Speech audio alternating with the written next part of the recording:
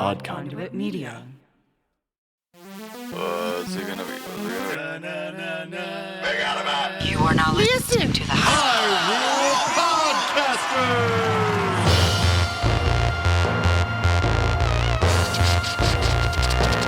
Rumble, rumble.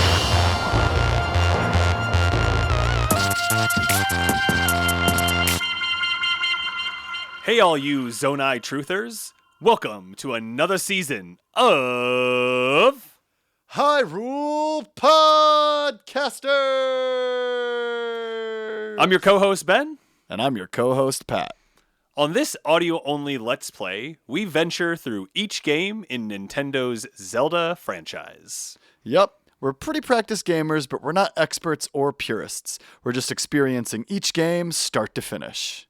And this season, we're playing The Legend of Zelda Tears of the Kingdom. Whoops! That's right, we're coming in and doing the exact thing we said we wouldn't do, which is do a season on Tears of the Kingdom.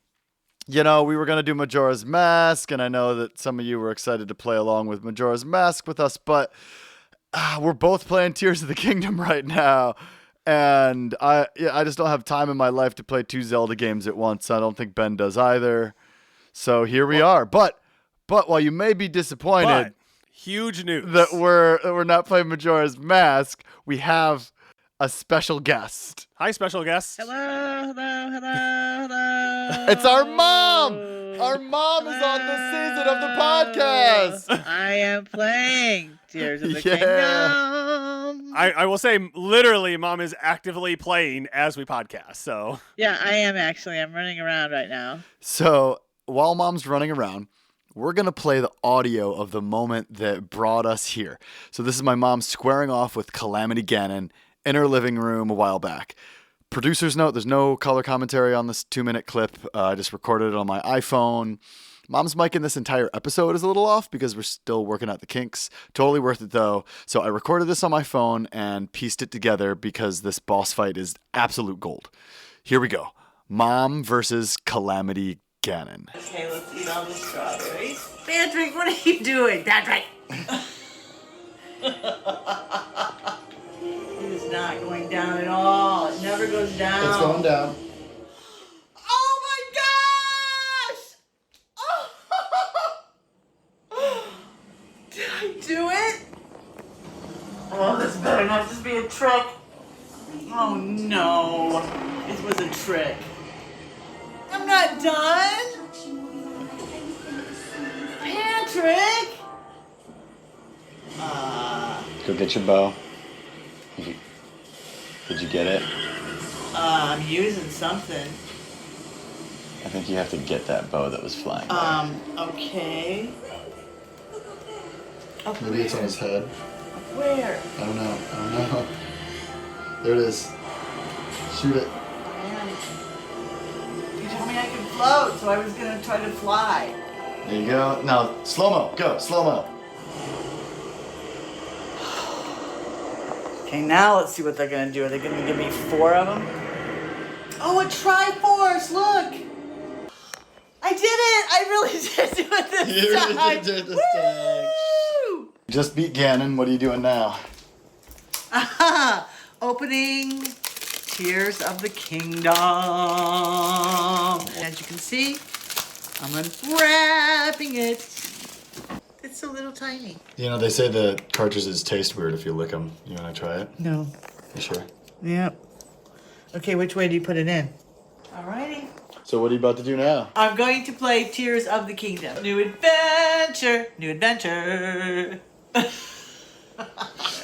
Hey, Pat, maybe we can cover this on Hyrule Podcasters! So there you have it. There was tension. There was an unexpected final form, which I think that, Mom, you should have expected because you've introduced us to Zelda. So I gave my mom my Wii U a while back so she could play Tears of the Kingdom.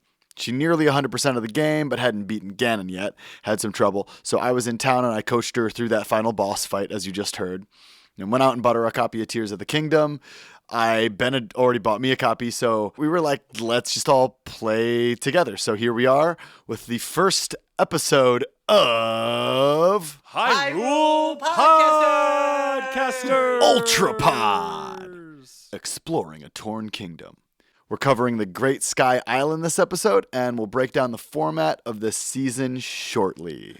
So if you have not gotten off the Great Sky Islands and you don't want to hear about anything in the Great Sky Islands, this will be the time to come back in once you have completed the Great Sky Island. Patrick, Mom, you ready? Yes. Why not? I'm ready. All right. So We're ready. as a quick check-in, where is everybody as of today in the game? Not spoiling anything, of course. How long have you played? Kind of what are you up to? Oh, geez. I've probably played for 30 hours or something. Okay. I have gotten one of the regional phenomena, Okay. and I have kind of just futzed around a bit other than that. I have, I don't know, 15 shrines Okay. done, and I've gotten some of the map, maybe like 5 sections of the map. If that. Gotcha. All right, Mom, how about you? Where are you right now in this game? Okay. I have 7 hearts, and my stamina is the first extra Great. little line all the way around it. So I don't know how many shrines that is. And I have all of the map. You have the whole map. I do. I did that first. I did All that right. first because I was just Okay. so lost, didn't know what I was doing. Yeah, so Great. I battled my way through getting that done, and Good work. Yeah. did one of the. They're not called beasts in this game. Phenomenon. Oh no! Classic. Amazing. Shoot. That is a word that The- our mother has struggled to say our entire lives. Tulin. I have Tulin. So I did the wind. Okay. Ben, where are you at? So I've beat the game from a story perspective. I've completed the main quest in the game. I'm now coming back and doing lots of side quests and having fun and playing around in different spots. But yes, I kind of am bringing that perspective to this as we go through. And I probably did like 75 hours, I would say, total to beat the game. Before we get to Sky Island today, I would like to talk about your battle with Ganon in Breath of the Wild. So, as you all might remember from probably playing Breath of the Wild, you can kind of play the game forever and never get to Ganon. Now, our mom tried to beat Ganon. Why don't you tell us about your initial experience trying to beat Ganon? Okay, I probably spent a good 30 hours just trying to beat the dude. And I would get to the point where there would be maybe a quarter of life left on him, and I just couldn't get past that part. Just around and around and around and around in that gosh darn castle room. Yep. So finally I just gave up. Right, and I remember you were like, I'll beat him when you're in town. Right. And Ben and I came in and out of town multiple times, and it Right. just wasn't a priority on the list. But with Tears of the Kingdom coming out, I wanted to finish it because I didn't want to start this game without completing the other. So Patrick showed up and was able to help me by pointing on the large screen Right. TV where I should shoot my arrows and where I should run, which was very helpful. Our mother loves to use her bow and arrow. Oh. In fact, I rarely. The sword doesn't The sword exist. doesn't- There are no swords in this game. Like, you know how all of you were really frustrated that swords would break? None of Mom's swords broke because she never used them. Yeah. Swords are my last resort. No, really spears. I don't like spears at all. Spears do not go where I want them to go. But yes, give me a bow and arrow any day. Wait. Mom, what have you learned recently that has helped spears go where they're supposed to go? I'm watching my mom play this game, and I'm like, okay, now run up and attack that. And slice the part of Ganon once Ganon's kind of laying there on the ground. And My mom's like, I can't seem to just flailing is That's I it. think the verb I that agree. I would use. Flailing. Yes. And so I'm like, why aren't you locking on to your target? She's like, that's not how I play. And in the moment, I was like, we're gonna just get through this and we'll come back and address this later. So Ben was recently on the phone with Mom. So I'm on, and I was chatting with you. Yes. About using a shield, right? Because she was like, "Oh, I keep getting hit," and I was like, "Well, why don't you just use your?" Because you didn't want to dodge, which is fine. I was like, "Yeah, but like your shield, like you're holding your shield in front of you, and you're like, no, I don't know how to pull the shield out." And I was like, "Oh, that's how you." I was like, just like when you lock on, Mom, like that pulls your shield out. You don't have to worry about it. It pulls your shield out. She's like, "What's lock on?" So then. So what Mom has in front of her, which you can't see, well, we can't see either. We just know what's there. There's a TV, there's a bunch of gaming systems, and then there are these 3-foot by 2-foot whiteboards that have an Xbox controller drawn on it, a Pro controller drawn on it. And what Mom does is Mom labels all the buttons because she's switching back and forth between games. Watch Dogs 2 has a different controller setup than Tears of the Kingdom. So, I mean, very smart. Dying Light, yeah. But right there, on the picture of the controller that she is literally looking at on ZL, it says focus. It says focus. It says it right there. It does. And it's so Mom, funny. You have been using focus. I have, and I'm amazed. Okay, so you've adopted the Z targeting. So, Mom, I am slowly but surely getting to use it. So let us give you a time. little history lesson. So I know that you played the first Zelda, and then were just disgusted by the second Zelda, which we've talked about on this podcast. And then I think you switched over to Final Fantasy. Like you didn't even go back to Zelda. Did you even ever play? Oh my gosh! Yes, I played. Okay. I played A Link to the Past. What was that? A Link to the Past. And I played the one after that. You played Ocarina of Time on the 64? No, I did not play that one. Therefore, you don't know the game that invented Z targeting because you didn't want that adventure slice 'em and dice 'em 3D kind of aspect to Zelda. That's the direction that it went in. So you jumped basically straight from overhead Zelda to Breath of the Wild, and you did not learn how to Z target, which is what locking on or focusing is as they call it now is. So again, I'm watching Mom flail, trying to defeat Ganon, and I think that you died once, and then we got you back in there, and you had plenty of food, and you had so you were reviving yourself, but again you were having trouble seeing where to slice, where to dice. I had problems with actually seeing what I was supposed to hit on the screen. Yeah, and then I was like, "We did it!" I forgot that there was a final form. Oh man, I was mad. Yeah, you were mad. I was because here I thought I beat the game, and then he comes back even stronger. And I didn't. What trickery! What trickery! I'd forgotten. And Zelda says, "Get on your horse." Oh, right. Oh, yeah. It gets better. And I say, all right, get on your horse. And Mom goes, oh, I've never ridden a horse before, ever, in this game. I always run around. I just run around the whole land. So I'm like, okay, can we... And to be fair, the final form of Breath of the Wild of Ganon isn't that crazy difficult if you're on a horse. But you're not fast enough to get around to the vulnerable parts of this gigantic beast on foot.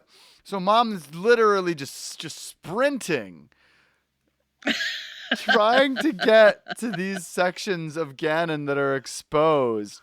And the attacks, the final form attacks aren't that strong, but it took forever. And I mean, it was hilarious. And so eventually she defeated Ganon. We celebrated, went bought the video game. I got a text from her a few days later. It said, I got on the first horse I saw. Woo! I did, and yes, I did. 'Tis the Kingdom. I got on the very first horse. I gave him an apple, and I jumped on his back. It's true. Now he ended up bucking me off and running away. But you did it. At least You I did it. I did it. Yeah, and I do have a horse in the stable now. Patrick, this is my mom texting me. Patrick, you'll be pleased to know that the first horse I met, I fed an apple, then rode around. LOL. Amazing. So you're coming in hot off of Breath of the Wild. How do you feel about the similarity in the controls and the character itself? I like that the controls are the same. That is something that I gripe about when I play a game, especially if I've played, like I played Watch Dogs 1, and then when I went to 2, the controls were different. I'm like, come on, just keep them, Yeah, definitely. Yeah. So it's very convenient, especially for someone like me that's older and that I switch between game systems, that the controls are Very the helpful. same. Since I had just finished Breath of the Wild. Good. Yes. Well, I'm glad that you waited to beat Ganon until I was around, because that was wonderful. Absolutely. Ben, is What? Beetle in? He's here. He's in your studio. no! What's up, Beetle? He's in the What basement. do you He's behind got Mom. for us? Hi there, I'm Lyndon. And I'm Matt. And together we run Sacred Realms, a Zelda retrospective podcast. Join us every week while we do a retrospective look back on all of your favorite games in not chronological order, but in voting order. We take a small look, one little section at a time, at every Zelda game that has ever been made, except for a few notable exceptions. Except for one or two. We get most of them and we tackle them book club style in our weekly podcast. We have made it through most of the Zelda series at this point, and we have quite a little backlog. So if you're looking for a fun Zelda podcast to catch up with on your commute, while you're at the gym, just bored at home, check out Sacred Realms, a Zelda retrospective podcast, because we have got quite a lot of material in the bank and we've covered a lot of ground. It's a fun community, and Matt and I look forward to entertaining you with our musings, our terrible jokes, and our slightly less terrible observations. We hope you'll join us, and may your hearts be full and may your arrows never miss.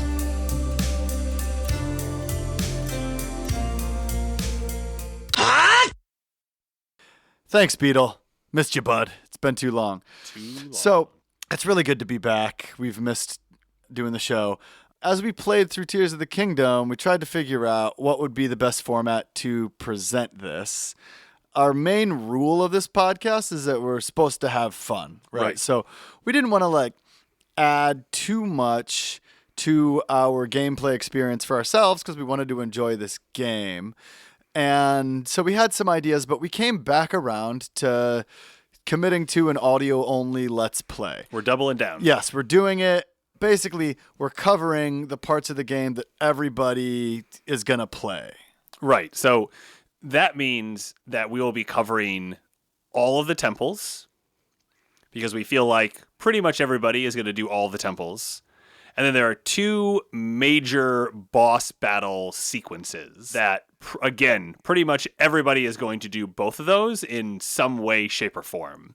And so we really thought that that was the best structure. So the other thing that everybody also does is the Great Sky Island. This episode, however, is an intro episode. We're not going to audio only. Let's play through the Great Sky Island, because that sounds kind of boring. Yeah, a little long. Instead, we're just going to walk through it a little bit, share our impressions, and on the next episode, we'll get into a temple.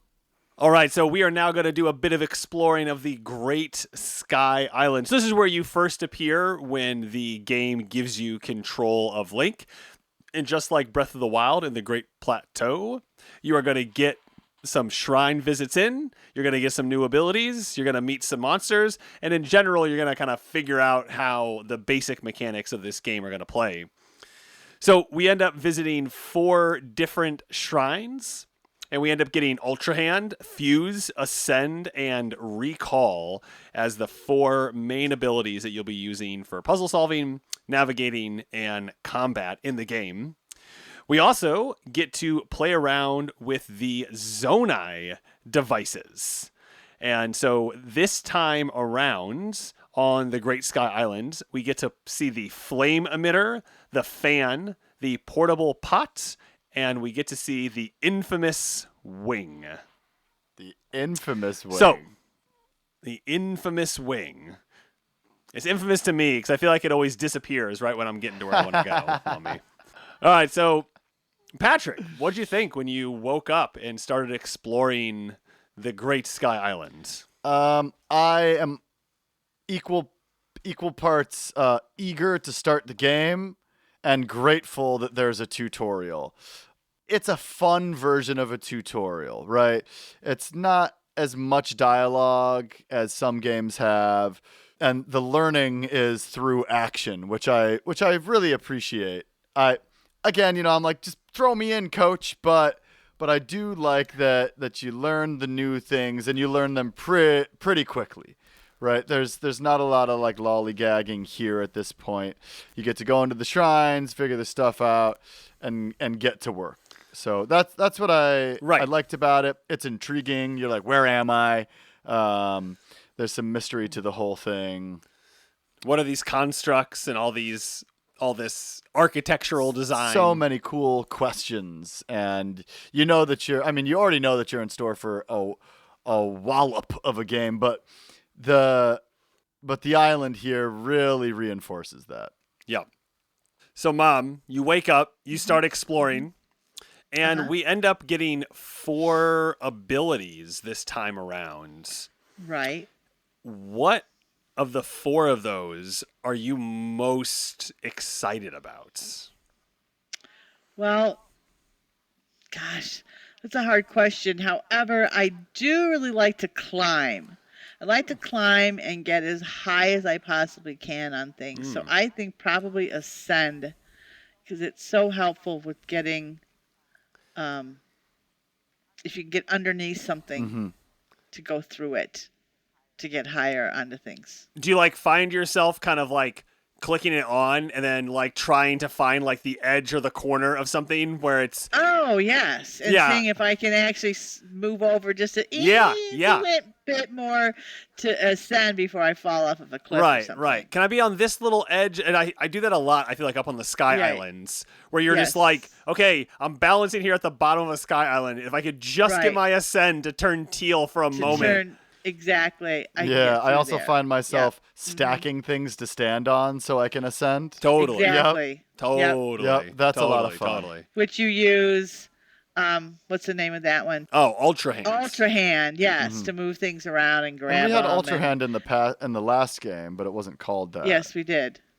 It wasn't called the same, but you could grab stuff underwater and pull treasure chests out of the water and stuff like that. Oh, we had Magnesis. Magnesis, thank you. So it had to be metal, and you couldn't, and you couldn't fuse anything or build anything. So right. So that's Ultra Hand is a really cool take on Magnesis. You can touch more than metal. You can stick things together. Well, you can manipulate more with exactly. it. Absolutely. And it's not just metal. Right. I think that right now in the game, I really enjoy using recall. I've been traveling a lot with recall. Oh, you have? Yeah, I really enjoy picking up a platform, moving it to where I want to go, putting it right back in front of me, right, with Ultra Hand, and then standing on it and recalling to carry myself across pits. Right. Oh, what a cool idea. Yep, there you go. Yep. Oh, instead of, I just jump off and hope that I can fly that far with my glider. Oh, man. Can we talk about how at first you don't have a glider? I kept jumping off of everything and dying. Because I'm so used to having a glider. Totally. Yeah, totally. I remember texting Ben and being like, when do I get a glider? And he's like, I'm not going to answer that question. And I got it 10 minutes later. I was about at my wit's end, and then I got my glider. Oh, all right. So we've talked about Ascend. We've talked about, it's how do you not talk about the Ultra Hand? And we've talked about Recall. And then, so my favorite is actually Fuse. And it could be because I am further into the game potentially, that I kind of have a lot of time to fuse lots of things. But, you are just, I am constantly building the weapon that I need in that moment. I mean, all the time. Oh, I've never built any weapons. Oh yeah, so you need a rock hammer to like break up all these rocks. So I'm gonna build a quick rock hammer. Right. That's right. You take a sword and fuse a stone to it. Yeah. Right. I love later on you defeat an enemy that has a really strong thing that it gives you, but it's like floppy and has a little ball on the ends. And I love sticking that like on my swords, and it kind of gets like it's like this little like ball on the end, and it just like beats up people. Of those 4, it was really cool. The shrines are a great way to learn how to use things. Totally. It is, and they're not impossible. They don't make you so frustrated you just want to quit right away. Correct. They're fun. That would be bad game design. Yes, they're fun. And they're engaging. I feel like a lot of people's... Well, I've played games like that. Yeah, well, a lot of people's complaint about Breath of the Wild was that you just keep dying over and over and over again. And I feel like this game sets you up a little better from the jump to kind of figure out how to use these things. And then also you run into enemies a little less in the very beginning, I feel. And so perhaps it's not as frustrating for people that mind dying over and over again. Again, I'm a Mega Man player. Don't mind trying again and again and again and again. Oh, you know what? Now that I think about that, the Breath of the Wild was very frustrating for me. You had a hard time. Because I died and all I could find was a dang tree branch. And they only lasted like 2 swipes. Yep. Yes, that's right. That was very frustrating. Oh yeah. Yeah, but I feel like this game sets us up a little better. Ben, you want to walk us through some of the shrines real quick? Yeah, so I'm just gonna, straight up apologize for how I'm gonna butcher these shrines. So so we end up getting 4 shrines here. So the first one that Zelda Dungeon, shout out Zelda Dungeon, has listed is the Okuho Shrine. The next is the In Isa Shrine. Good job. We then have the Gut Tanbak Shrine, and then the Nak Oya Shrine. I think you did and pretty so good. Each one of these... Oh, thank you. Each one of these is where you get one of those initial abilities from the game. So the Uku Shrine is where you get, it's called the ability to, also known as the ability to create. This is where you get the Ultra Hand ability. Okay, the ability to create. I see it on the map. The In Issa Shrine is the ability to combine, and that's where you get the fuse ability. The Gutanbak Shrine is the ability to rise. This is the ascend ability that Mom loves so much. And the last one is the Nakoya Shrine, which is the ability to rewind, and this is the recall ability. So we have these 4 shrines, we have these 4 abilities, and that's the main prerogative that you have for the Great Sky Island, because right now your right arm, which is Raru's arm, isn't able to open up the door fully into the Temple of Time. And so you need to go around, get the 4 shrines, get the different abilities, and then you're able to finally open the door. And then that leads you into the Temple of Time in the sky. The Temple of Time in the sky. And again, just to rewind back, Zelda, the game starts with Zelda and Link. I'm assuming everybody listening to this went through has started the game. But the game starts with Zelda and Link exploring a cave. You see some old runes that possibly show the ancestors of the Hylians and the Kingdom of Hyrule. And then a mummy wakes up, right? That's kind of scary. Mom and I watched that together. And everything kind of falls apart. Zelda falls down a hole. Link tries to save her. His arm gets infected and demonized, apparently.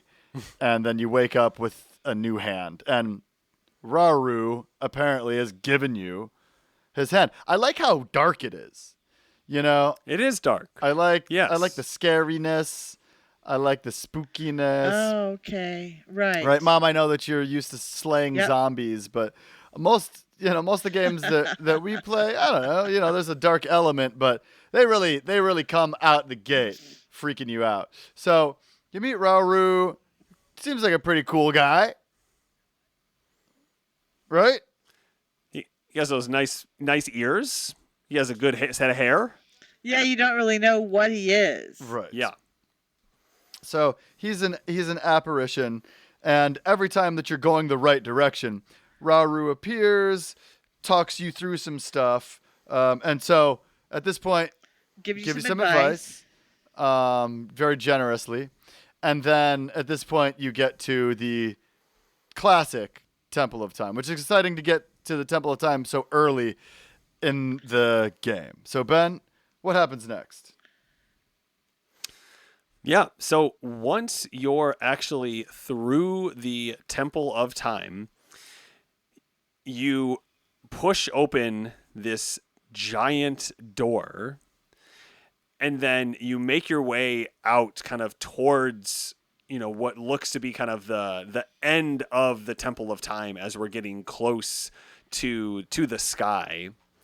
And all of a sudden, you find a mysterious ball of light. And then, what's really cool, for those of you that know what it is the Master Sword. It actually makes a chime.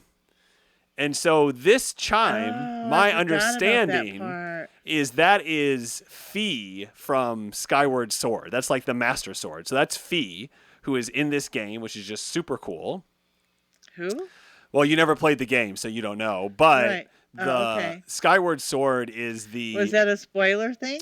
Nope. So, Skyward Sword is the original game in the chronological series, and it's where the Goddess Sword becomes the Master Sword, and it's inhabited by this spirit, is a good way to put it, called Fi. Okay. Yep. So then what you end up doing is you pull out the Master Sword, you place it into this ball of light, and then it disappears. Where'd it go? And then we see it reappear in a different time, and Zelda is there at the temple, and she takes the broken sword, and then this is where she sends a message across time and space to Link that he must find her. Right?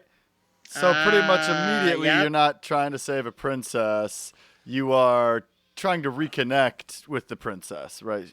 She's Right. in the past with the Master Sword, doing all types of cool stuff. And then so the clouds part in front of you. You see Hyrule in front, and all you have to do is jump. All you have to do is jump. Jump. I don't know about you. Jump miles Oh my gosh, but down. That was so scary. Every I time know. I jump, I get that feeling like I'm jumping off a 10-foot Yes. cliff into some water, which I do frequently, but I get it even in the game. It's wild how it's it's not real. Yes.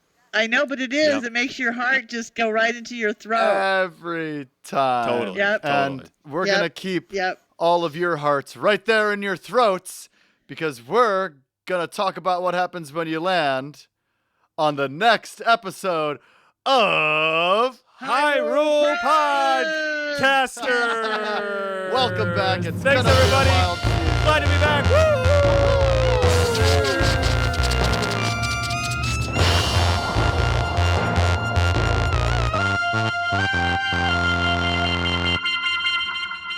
Thanks for listening to this episode of Hyrule Podcasters! Ultra Pod! Exploring a Torn Kingdom. If you like what you're hearing and want to support us directly, you can head over to our Patreon page. We'd also love to see you in our Discord. You can find us on Instagram and Facebook at Hyrule Podcasters and on Twitter at Hyrule Podcaster. As always, this episode was produced by Patrick, and we'd like to thank LT Headtrip for composing original music for the podcast, including our theme song. If you'd like to play along with us, Tears of the Kingdom is available exclusively on the Nintendo Switch. And be sure to rate and review us in Apple, Spotify, or wherever ye happen to listen. And action! Say, maybe we could cover this on the Hyrule Podcasters. You never know. Say, Hyrule. Let's see. say the whole thing. Maybe we can cover this on the Hyrule Podcast. Hold on. Cut. Say, try to sound natural. Say, oh, Pat, maybe we could cover this on the... And then do the thing. Okay. Hey, Pat. Hey, Pat, maybe we can cover this on Hyrule Podcasters.